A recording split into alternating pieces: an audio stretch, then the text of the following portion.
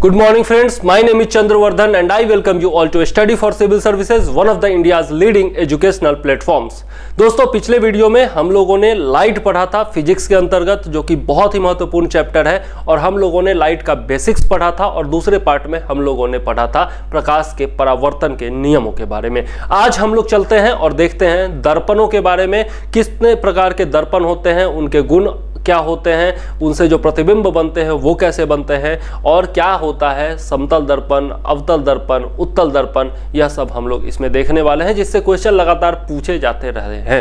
ठीक है, तो चलिए इस वीडियो में करते हैं शुरुआत। लेकिन उससे पहले यदि चैनल पर नए हैं तो सब्सक्राइब करके बेल आइकॉन दबा दीजिए, ताकि आपको सारे वीडियोज का नोटिफिकेशन टाइम पर मिलता रहे। और यदि वीडियो पसंद आता है तो लाइक करके कमेंट करना बिल्कुल ना भूलें। आइए शुरू करते हैं अपना वीडियो। देखिए, प्रकाश का परावर्तन जो है हम लोग पढ़ चुके थे।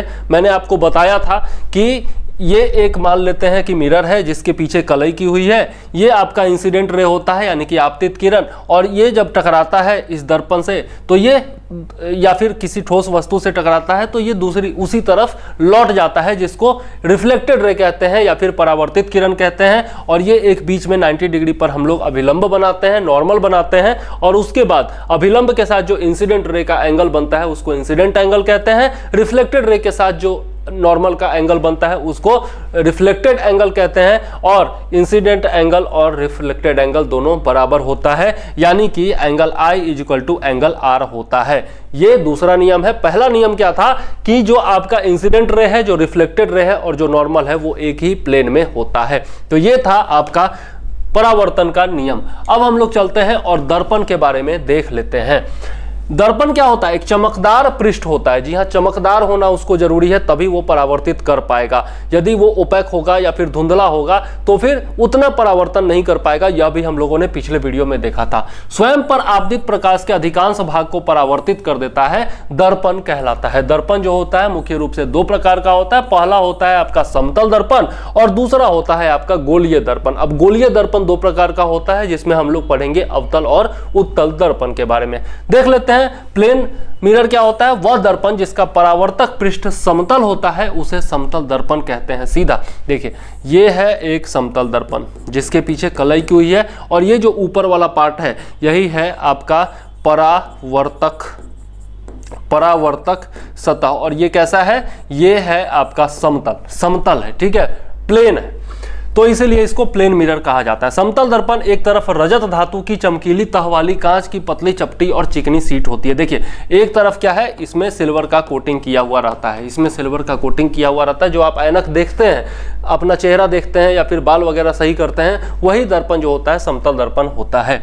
श्रृंगार मेज पर प्रयुक्त दर्पण, इसमें समतल दर्पण होता है। समतल दर्पण द्वारा हमारे चेहरे का प्रतिबिंब जो बनता है वो पर्दे पर प्राप्त नहीं किया जा सकता है, उसे केवल दर्पण में अवलोकन करके ही देखा जा सकता है। इसलिए समतल दर्पण में हमारे चेहरे का प्रतिबिंब आभासी प्रतिबिंब का एक उदाहरण है। जी हाँ, देखिए, दो प्रकार के प्रतिबिंब होते हैं, एक आभासी होता है, एक वास्तविक होता है। जिस प्रतिबिंब को हम पर्दे पर प्राप्त कर सकते हैं वो वास्तविक प्रतिबिंब होता है, और जिसको पर्दे पर प्राप्त नहीं कर सकते हैं, केवल अवलोकन कर सकते हैं, उसको हम लोग आभासी प्रतिबिंब कहते हैं। जनरली क्या होता है कि दर्पण के पीछे जो बनता है, दर्पण के पीछे जो प्रतिबिंब बनता है वो आपका आभासी होता है, और जिस तरफ वस्तु है उसी तरफ यदि प्रतिबिंब बनता है तो वो क्या होता है? वास्तविक प्रतिबिंब होता है। ठीक है, आभासी प्रतिबिंब काल्पनिक या अवास्तविक प्रतिबिंब भी कहलाते हैं। स्पष्ट है कि समतल दर्पण द्वारा बने प्रतिबिंब की प्रकृति आभासी एवं सीधी होती है। जी हाँ, जब आप देखते हो दर्पण में अपना चेहरा देखते हो तो सिर ऊपर दिखाई देता है और पैर नीचे दिखाई देता है, यही होता है ना। ऐसा तो नहीं होता कि पैर ऊपर और सिर नीचे दिखाई देता है। तो क्या इसका क्या मतलब हुआ कि जो प्रतिबिंब बनता है वो सीधा बनता है, उल्टा नहीं बनता है। इरेक्टेड प्रतिबिंब बनता है, सीधा प्रतिबिंब बनता है समतल दर्पण में। ठीक है, दूसरा चीज आप लोग देखते होंगे, अगर आप दायां हाथ उठाओ तो दर्पण में आपका बायां हाथ उठता है, और बायां हाथ उठाओ तो दर्पण में आपका दायां हाथ उठता हुआ दिखाई देता है। कारण क्या है? इसको कहते हैं लैटरल इन्वर्जन कहते हैं। यही कारण है कि आप लोग देखते होंगे कि एम्बुलेंस अगर आपके सामने से जा रही है, आप पीछे हो, एम्बुलेंस आपके आगे जा रही है, तो उसमें सॉरी, आप अगर आगे हो, एम्बुलेंस पीछे जा रही हो, तो आप देखोगे कि एम्बुलेंस पर हमेशा क्या लिखा हुआ रहता है, कैसे लिखा हुआ रहता है, मैं बताता हूं। एम्बुलेंस पर हमेशा इस प्रकार से लिखा हुआ रहता है, आप देखोगे इस प्रकार से लिखा हुआ रहता है, सीधा नहीं लिखा हुआ रहता है। क्यों? क्योंकि समतल दर्पण जो हमारे आगे लगा हुआ होगा, जो हमारा रियर व्यू मिरर लगा होगा, उसमें ये सीधा दिखाई देगा। ठीक है, इसको कहते हैं लेटरल इन्वर्जन, जिसमें लेफ्ट का राइट हो जाता है और राइट का हो जाता है लेफ्ट। लेकिन ये बनता कैसा है? सीधा बनता है, सीधा प्रतिबिंब बनता है, सिर ऊपर और पैर नीचे ही रहता है, उल्टा नहीं हो जाता है। ठीक है, चलिए आगे देख लेते हैं। समतल द्वारा दर्पण द्वारा बने प्रतिबिंब का आकार वस्तु के आकार के बराबर होता है। देखिए, आप जितने बड़े हैं दर्पण में भी उतना ही बड़ा दिखाई देता है, अगर आपका दर्पण सही है तो। अगर दर्पण सही है तो जितना आपका आकार है उतना ही बड़ा आपको प्रतिबिंब भी दिखाई देगा, यह सही है। ठीक है, अच्छा एक और चीज यहां पर है जो कि मैं बताऊंगा थोड़ी देर में। समतल दर्पण से बना वस्तु का प्रतिबिंब दर्पण के पीछे उतनी ही दूरी पर बनता है। जी हां, देखिए यदि मैं बताता हूं आपको, देखिए यहां पर क्या है, देखिए अगर ये दर्पण है, यदि ये दर्पण है और इधर जो है आपकी कलई की हुई है, तो जितनी दूरी पर आप हैं, जितनी दूरी पर आप हैं दर्पण से, ये आपका डिस्टेंस हुआ दर्पण से, है ना, ये आपका डिस्टेंस हुआ, तो उतनी ही दूरी पर इधर जो है आपका प्रतिबिंब बनेगा, उतनी ही दूरी पर इधर आपका प्रतिबिंब बनेगा। ये जो डिस्टेंस होगा इस डिस्टेंस के बराबर होगा, जितनी दूरी पर आप होंगे उतनी ही दूरी पर बनेगा। और ये जो आपका आकार है, ये जो आपका आकार है और ये जो प्रतिबिंब का आकार है, ये भी सेम टू सेम होगा, ये भी क्या होगा? सेम टू सेम होगा। यह आपको ध्यान में रखना चाहिए। ठीक है, चलिए अब आगे देख लेते हैं। जितनी दूरी पर वस्तु जो है वो दर्पण के सामने रखी होती है। दूसरे शब्दों में प्रतिबिंब और वस्तु समतल दर्पण से बराबर दूरी पर होते हैं, परंतु वे समतल दर्पण की विपरीत सतहों पर होते हैं। विपरीत सतहों पर क्यों कहा जा रहा है? क्योंकि आप देख सकते हैं जो प्रतिबिंब है वो जिधर कलई किया हुआ है उस तरफ है, और जो परावर्तक सतह है उस तरफ है आपका वस्तु। ठीक है, तो ये है आपका वस्तु है, ये है आपका वस्तु, और ये है आपका क्या? प्रतिबिंब है। ठीक है, तो ये जो है आपका प्रतिबिंब है, इमेज है। ठीक है, चलिए अब आगे देख लेते हैं थोड़ा सा और। आइए, समतल दर्पण में बने प्रतिबिंब में पार्श्व उत्क्रमण होता है। इसी को, पार्श्व जो उत्क्रमण है, इसी को कहा जाता है लैटरल इन्वर्जन। लैटरल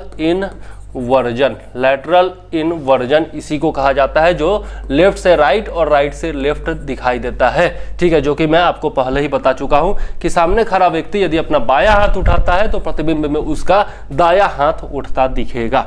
ठीक है, तो ये था समतल दर्पण। ठीक है, समतल दर्पण का यूज आप जनरली करते ही हैं, जो देखते हैं आप मिरर देखते हैं, जो बाल वगैरह सही करते हैं, या फिर अपना प्रतिबिंब खुद ही देखते हैं, अपना चेहरा देखते हैं, तो वो जो दर्पण होता है समतल दर्पण होता है। ठीक है, अब आते हैं गोलीय दर्पण के बारे में देखते हैं। गोलीय दर्पण क्या होता है? दर्पण कांच के खोखले गोले के कटे भाग होते हैं। जैसा मैंने आपको बताया भी था कि कांच का एक खोखला गोला होता है जिसका कि ये कटा हुआ भाग होता है। देखिए, ये एक पूरा गोला था, ये एक पूरा गोला था, और इसका ये एक भाग था, ये एक भाग था।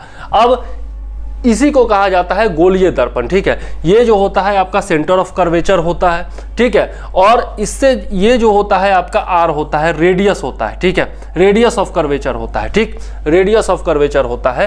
क्यों? क्योंकि सेंटर से लेकर के और सर्कुमफेरेंस के बीच का जो डिस्टेंस होता है उसको हम लोग रेडियस कहते हैं ना सर्किल में, तो सर्किल वाला जो पॉइंट है वो यहाँ पर भी लागू होगा। ठीक है, तो ये जिसमें अंदर की तरफ कलई की हुई होती है और परावर्तक सतह उभरा हुआ होता है, उसको हम लोग क्या कहते हैं? उसको हम लोग उत्तल दर्पण कहते हैं, मैंने कल भी बताया था। और अगर इसी में हम लोग क्या करेंगे, अगर बाहर की तरफ होगा आपका कलई किया हुआ और परावर्तक सतह अंदर की तरफ धंसी हुई सतह होगी, तो उसको कहेंगे हम लोग अवतल दर्पण। ठीक है, चलिए अब आते हैं, देखते हैं आगे क्या लिखा हुआ है कि यहाँ पर इसके एक पृष्ठ पर पारा या लाल ऑक्साइड लेपित होता है, तो दूसरा पृष्ठ परावर्तक होता है। यह उत्तल एवं अवतल प्रकार के होते हैं। अब चलते हैं अवतल दर्पण के बारे में थोड़ा सा देख लेते हैं। जिस गोलीय दर्पण की परावर्तक सतह धसी हुई रहती है उसे अवतल दर्पण कहते हैं। इसको क्या कहा जाता है? अभिसारी भी कहा जाता है। अच्छा, अभिसारी और अपसारी क्या होता है ये थोड़ा सा मैं आपको बता देता हूं। अभिसारी और अपसारी क्या होता है, देखिए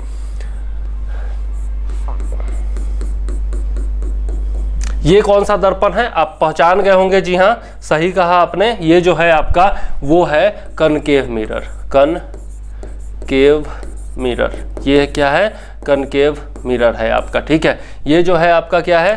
सेंटर ऑफ कर्वेचर है और ये हो जाएगा रेडियस ऑफ कर्वेचर। अब इसको अभिसारी क्यों कहा जाता है? क्योंकि इधर से जो प्रकाश की किरणें आएंगी वो यहाँ से गुजरेंगी। ये आपका इंसिडेंट रे और ये हो गया रिफ्लेक्टेड रे। अब फिर से इधर आएगा सीधी रेखा में, ये आपका इंसिडेंट रे और ये फिर से यहाँ से गुजर जाएगा। ठीक है, ये रिफ्लेक्टेड रे। इसी प्रकार से जितनी किरणें आएंगी वो क्या होगा? एक ही बिंदु से होकर के गुजरेंगी। जो भी पैरेलल आएगा रेडियस ऑफ कर्वेचर के वो सब एक ही बिंदु से होकर के गुजरेगा और ये क्या होगा? एक जगह आकर के मिल जाएगा। परावर्तन के बाद क्या होगा? एक जगह पर आकर के इकट्ठा हो जाएगा। तो इस प्रकार का होगा, ये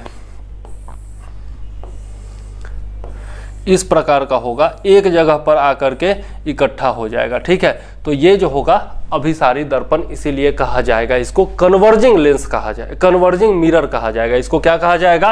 कन्वर्जिंग मिरर कहा जाएगा, क्योंकि एक जगह यह क्या करेगा? इकट्ठा कर देगा। ठीक है, और वहीं यदि हम लोग देखें, वहीं पर यदि हम लोग उत्तल दर्पण की बात करें तो इसमें क्या होगा वो भी जरा सा देख लेते हैं। ये है हमारा उत्तल दर्पण। इसमें क्या है? परावर्तक सतह जो है आपका वो क्या है? उभरा हुआ है। तो अब इसमें क्या होगा? अच्छा, यहाँ पर भी हम लोग खींच देते हैं आपका बीच का, ये आपका सेंटर ऑफ कर्वेचर है, ये आपका सेंटर ऑफ कर्वेचर मान लेते हैं। लेकिन इसमें परावर्तक सतह किधर है? इस साइड है। तो यहाँ पर जो है आपका ये जो रे जाएगी वो इस तरीके से जाएगी, ये इंसिडेंट रे होगी और ये जो है आपका इस तरीके से परावर्तन होगा। फिर ये इस प्रकार से इंसिडेंट रे गई और ये जो परावर्तन होगा वो, अच्छा ये जो है क्या होगा? अब दर्पण के पीछे इस तरीके से मुड़ेगा।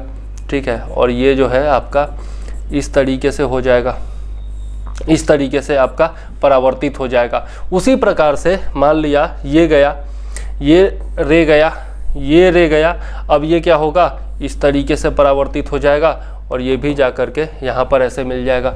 ठीक है, ये गया इस तरीके से और ये भी जो है वो इस तरीके से यहाँ पर मिल गया दर्पण के पीछे। तो इसमें क्या हो रहा है? दर्पण के पीछे मिल रहा है, जबकि इधर क्या हो रहा है? ये जब जिधर परावर्तित हो रहा है उधर बिखर जा रहा है। आप देख रहे हैं ये क्या हो रहा है? बिखर जा रहा है ना? ये क्या हो रहा है? बिखर जा रहा है। तो इसलिए इसको क्या कहा जाता है? डाइवर्जिंग मिरर कहा जाता है। डाइवर्जिंग मिरर इसको कहा जाता है। ठीक है, और ये सब क्वेश्चन पूछा जाता है। ठीक है, आपको हो सकता है कि क्वेश्चन में डायरेक्ट आपको उत्तल दर्पण या अवतल दर्पण न दे करके सीधा कह दे अभिसारी दर्पण या फिर अपसारी दर्पण कह दे। ठीक है, तो इसको क्या कहेंगे? डाइवर्जिंग मिरर यानी कि अपसारी दर्पण कहेंगे। ठीक है, और ये क्या है? आपका उत्तल दर्पण है, उत्तल दर्पण है। ठीक है, इसको क्या कहा जाता है? कन्वेक्स मिरर कहा जाता है। ठीक है, तो ये आपने समझा कि अपसारी और अभिसारी दर्पण क्या होता है। ठीक है, नेक्स्ट वीडियो में हम लोग चलेंगे और इसके बारे में और डिटेल से पढ़ेंगे। ठीक है, फिलहाल इस वीडियो में हम लोग लेते हैं इजाजत। इसके बारे में पढ़ेंगे, अवतल दर्पण के बारे में, उत्तल दर्पण के बारे में, और भी इसके गुण पढ़ेंगे, कौन कौन से किस प्रकार से प्रतिबिंब बनते हैं इनमें, वह सब पढ़ेंगे, इसका यूज पढ़ेंगे, सब कुछ पढ़ेंगे। लेकिन नेक्स्ट वीडियो में, फिलहाल इस वीडियो में मुझे दीजिए इजाजत। जय हिंद, वंदे मातरम।